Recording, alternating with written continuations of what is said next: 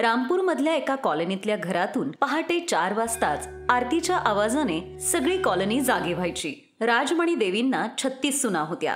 त्या सगळ्या पहाटे 4 वाजताच देवाची पूजा करायच्या. अरे आई, तुम्ही उठलात? खरंच मी खूप नशीबवान आहे. मी कधी स्वप्नातही विचार केला नव्हता माझ्या घरी पहाटे 4 वाजता देवाची पूजा अर्चना होईल म्हणून. त्यानंतर सगळ्या सुना घरातल्या कामाला लागतात. अगं सुनांनो, तुम्ही दोघी जणी एवढी भाजी सकाळी सकाळी कुठून घेऊन आलात? आता तर कुठली दुकानही उघडली नसतील. आई, बाजारात जाऊन कोण त्या शिळ्या भाज्या घेऊन येणार आहे? ही तर आम्ही मोहन दादांकडून विकत घेऊन आलोय. ते स्वतः आपल्या शेतात जाऊन सकाळी सकाळीच ताज्या भाज्या तोडून आणतात आणि मग मार्केटला जाऊन विकतात. म्हणून आम्ही डायरेक्ट त्यांच्या शेतात जाऊनच घेऊन आलो. बघा ना, अगदी फ्रेश आणि ताज्या भाज्या दिलेल्या आहेत त्यांनी. सगळ्या भाज्या अगदी फ्रेश आहेत. भेंडी, कारली, वांगी, कोबी. तुम्हाला वांग्याचं भरीत खायचं होतं ना, म्हणून मी वांगी घेऊन आले.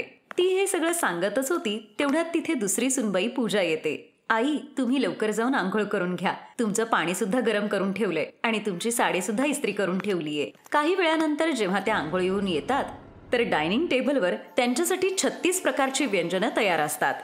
बरं, जरा टीव्ही लावा. खाता खाता माझं थोडं मनोरंजनही होईल. पण तेव्हाच लाईट जाते. अरे हे काय, लाईटच गेले. थांबा, मी आत्ता कंदील लावते. मग पूजा कंदील लावते आणि त्याच उजेडात एक सुनबाई गाणं गाते तर काही सुना डान्स करू लागतात. आता तुमचं मनोरंजन होतंय ना आई? हो हो, तुमच्यासारख्या सुना असतील तर मनोरंजन का नाही होणार? पूजा गाणं म्हणता म्हणताच तिला समोरचं सगळं अंधुक दिसायला लागतं आणि राजमणी देवी त्यांचं सगळं स्वप्न धुळीला मिळतं. सत्यानाश झाला सगळा. अगं सुनांनो, कुठे गेला आहात सगळ्याजणी? याचा अर्थ मी सगळं स्वप्न बघत होते तर. हो, पण किती चांगलं स्वप्न होतं ते. राजमणीचा एकुलता एक मुलगा होता, अजित. त्याच्यासाठी बायको म्हणून तिला अशी एक सून हवी होती जिच्यामध्ये 36 गुण असतील. गुरुजी, मला अशी सुनबाई हवीये जी चांगलं खाणं सुद्धा बनवेल आणि जी चांगली पूजा पाठ करेल, गाणं पण म्हणता येत असेल, तिला डान्सही येत असेल. म्हणजे तुम्ही असं समजा की मला 36 गुण असणारी सून पाहिजे. ही आहे 36 गुण असणारी मुलगी निहारिका. हिची पत्रिका साक्षात दैवी पत्रिका आहे. तिच्या लग्नाची गाठ तुमच्याच मुलाशी बांधलेली आहे. त्यांचा जोडा उत्तम शोभून दिसेल. अरे वा, मग गुरुजी तुम्ही आजच जाऊन त्यांच्याशी बोलणी करून या. मग गोष्टी पुढे सरकतात. आणि बघण्याच्या कार्यक्रमानंतर हे लग्न पक्क होतं. तिच्या सासूबाई हातात औक्षणाचं ताट घेऊन तिच्या स्वागतासाठी सज्ज होत्या. उफ, केवढं गरम होतंय. अरे यार, कोणीतरी एसी लावा. असं बोलून निहारिकाने डोक्यावरचा पदर मागे सारला. ती कलशाला इतक्या जोरात पाय मारते की तो कलश उडून तिच्या सासऱ्यांच्या कपाळाला लागतो. हे राम, हे काय केलंस सुनबाई तू? सॉरी बाबा, ते चुकून झालं. बरं ठीक आहे, असू दे. आता जा तू. खूप थकली असशील, आराम कर. मग उद्या सकाळी तुला किचनमध्ये पहिला पदार्थही बनवायचाय. मग ते दोघेही आपल्या खोलीत जातात. मग दुसऱ्या दिवशी निहारिका स्लीवलेस ड्रेस घालून खोलीच्या बाहेर येते. गुड मॉर्निंग आई, कॉफी आहे का? नाही, मी कॉफी नाही पीत सुनबाई. माझ्यासाठी चहाच कर तू. मी तुम्हाला बनवायला सांगतीये. अगं मी का करू? ती तर तू करशील ना. तू या घरची सून आहेस. पण मला तर काही करताच येत नाही. काय नाही येत? अरे देवा, हा तर माझ्या बरोबर धोकाच झाला म्हणायचा. 36 गुणांची सून मागितली होती, हिच्यात तर एकही गुण नाहीये. तुला जर चहाच करता येत नाहीये तर स्वयंपाकही करता येत नसेल. मग राजमणीबाई आपल्या सुनेला चहा बनवायला शिकवतात. चला तर चहा आणि साखर घाल. निहारिका खरंच सगळा डबा त्या पातेल्यात ओतते. अरे देवा, हा बिनअकलेचा कांदा माझ्याच वाट्याला यायला पाहिजे होता का? सुनबाई, तू हे सगळं सोड आणि बाहेर जाऊन साफसफाईचं काम कर.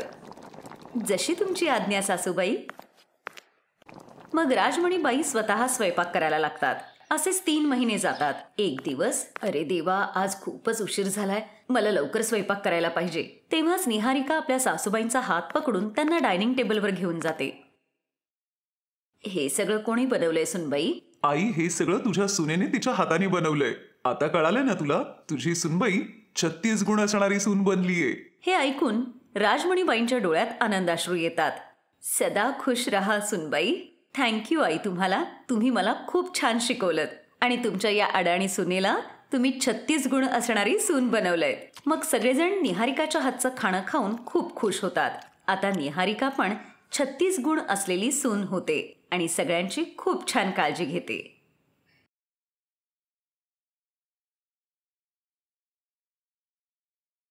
पाठवणीच्या वेळी सिमरन आपल्या बाबांच्या गळ्यात पडून खूप रडते. बाबा बाबा, मला तुमची खूप आठवण येईल. मी तुमच्याशिवाय कशी राहणार बाबा तिकडे. पोरी, जेव्हा तुला वाटेल तेव्हा तू माझ्याकडे ये. हे घर नेहमी तुझंच असेल. जा बाळा, तुझ्या आईचाही आशीर्वाद घे. तू मला आतापर्यंत जे काही प्रेम दिलंस त्याबद्दल खूप धन्यवाद. उगाच जास्त नखरे करू नकोस आणि जा आता इथून, असं बोलून तिची आई तिला धक्का देते आणि ती खाली पडणार तेवढ्यात तिचा नवरा नैतिक तिला पकडतो. काय झालं? तू पडलीस कशी? ते घागरा माझ्या पायात अडकला म्हणून पडले.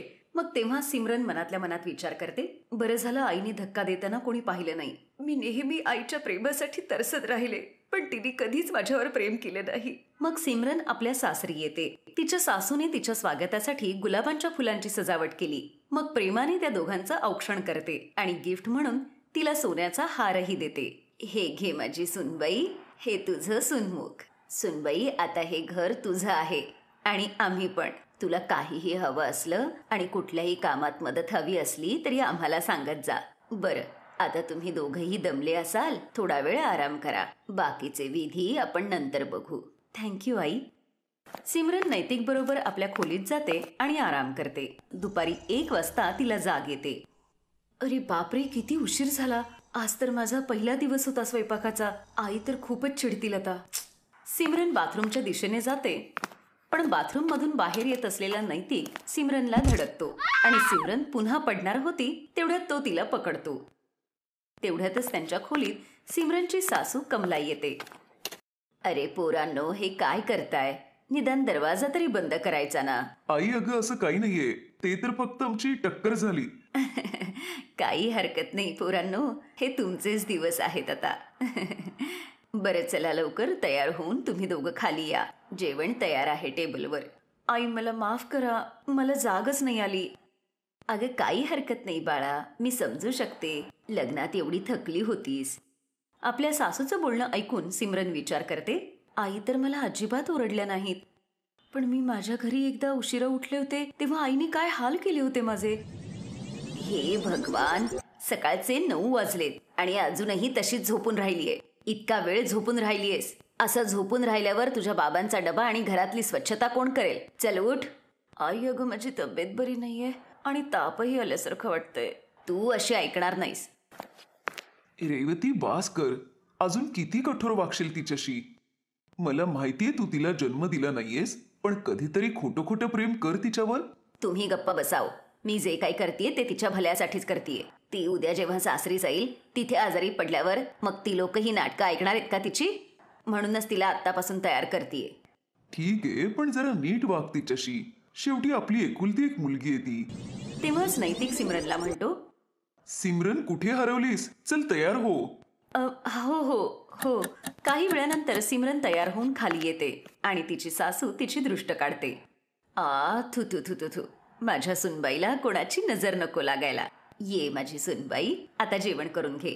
ते सगळेजण एकत्र जेवण करतात. सिमरन प्लेट उचलायला जाते तर तिच्या हातातून ती प्लेट खाली पडते आणि ती फुटते. आई, मला माफ करा, ते मी माझ्याकडून. काही हरकत नाही सुनबाई. अगं काय झालं बाळा? तू एवढी घाबरतीयस कशाला? काही झालं नाहीये. प्लेट आहे, तुटली तर एवढं काय, दुसरी आणता येईल. नाही नाही आई, ते मी खरंच, मला माफ करा. मी खूप गोंधळ करते असा. मला मारू नका, मला मारू नका.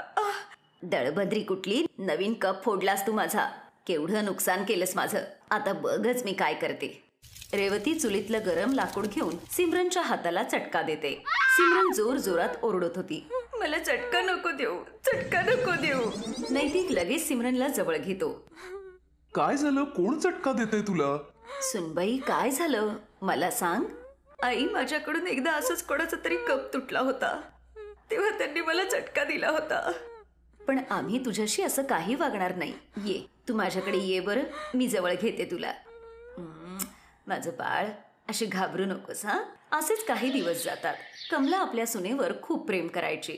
ती तिला कुठल्याही चुकीबद्दल ओरडत नसायची. तिला प्रेमाने समजावून सांगायची. कमला आपल्या सुनेसाठी बाजारातून नेहमी काही ना काहीतरी खायला आणायची, नाहीतर नवीन कपडे तरी घेऊन यायची. आपल्या सासूचं एवढं प्रेम बघून सिमरनच्या डोळ्यात आनंदाश्रू यायचे. असाच एक दिवस कमला सिमरनच्या आवडीचा गाजराचा हलवा करते आणि तिला आपल्या हाताने भरवते. त्यामुळे सिमरनच्या डोळ्यातून आनंदाश्रू येतात. ते बघून कमला सिमरनला म्हणते, बास झालं सुनबाई, खूप झालं आता. मी जेव्हाही तुझ्याशी प्रेमाने वागते तुझ्या डोळ्यातून लगेच पाणी वाहायला लागतं. नक्की काय झालंय? आपल्या आईसारख्या सासूला सांगणार नाहीस का तू? आई, तुम्ही खूप चांगल्या आहात आणि माझ्यावर खूप प्रेमही करता.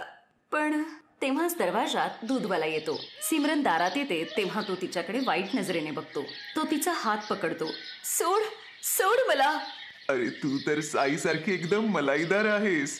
तेव्हाच कमलाही तिथे येते आणि तिला बघून दूधवाला म्हणतो, ताई बघा ना, तुमची सून माझा हात पकडतीये. कमला जोरदार एक थप्पड त्या दूधवाल्याला मारते. नालायक माणसा, तू माझ्या सुनेवरती आळ घेतोस. तू तिची छेड काढतोस. थांब जरा, हे घे. कमला त्याला मारून हाकलून देते. सासूचा आपल्यावरचा विश्वास बघून सिमरन रडायला लागते आणि सासूच्या गळ्यात पडते. तुम्ही खूप चांगल्या आहात आई. तुम्ही माझ्यावरती विश्वास ठेवलात, नाहीतर आईने तर. काय झालं सुनबाई? तुम्ही विचारत होतात ना की तुमचं प्रेम मिळाल्यानंतर माझ्या डोळ्यातून पाणी काय येतं? कारण लहानपणापासून आतापर्यंत मी ह्याच प्रेमासाठी तरसत होते. ते प्रेम आज तुमच्याकडून मिळालंय. मी 6 महिन्याची असतानाच माझी आई गेली आणि बाबांनी दुसरं लग्न केलं कारण मला आईचं प्रेम मिळेल म्हणून. पण तिने कधीच मला आईचं प्रेम दिलं नाही. पण आता ते प्रेम मला तुमच्याकडून मिळतंय. आज इथला दूधवाला जसं वागला तसंच माझ्याकडे त्या दूधवाल्याने असं केलं होतं. पण आईने त्याला चुकीचं ठरवण्याऐवजी मला चुकीची समजली. काही हरकत नाही बाळा, आजपासून मी तुझी आई आहे. रेवतीबाईंनी भलेही तुला प्रेम नसेल दिलं, पण एक यशोदा म्हणून तुझा सांभाळ तर केला ना. म्हणून तर मला एवढी मुलीसारखी सुंदर सून मिळालीये. तेव्हाच दरवाजात मनोहर आणि रेवती येतात. हे सगळं बोलणं ऐकून त्यांच्या डोळ्यात पाणी येतं. रेवतीला आपल्या चुकांची जाणीव होते आणि ती सिमरनची माफी मागते. त्यानंतर सिमरनला आपल्या सासूकडून आणि आईकडून खूप प्रेम मिळतं. Best buddies. हॅलो मित्रांनो, हा व्हिडिओ पाहिल्याबद्दल धन्यवाद. जर तुम्हाला हा व्हिडिओ आवडला असेल तर कृपया लाईक, सबस्क्राईब आणि कमेंट नक्की करा. आणि हो, शेअर करायला पण विसरू नका. अजून असेच मजेदार व्हिडिओ पाहण्यासाठी खाली दिलेल्या घंटीला दाबा. बघत रहा बेस्ट बडीज.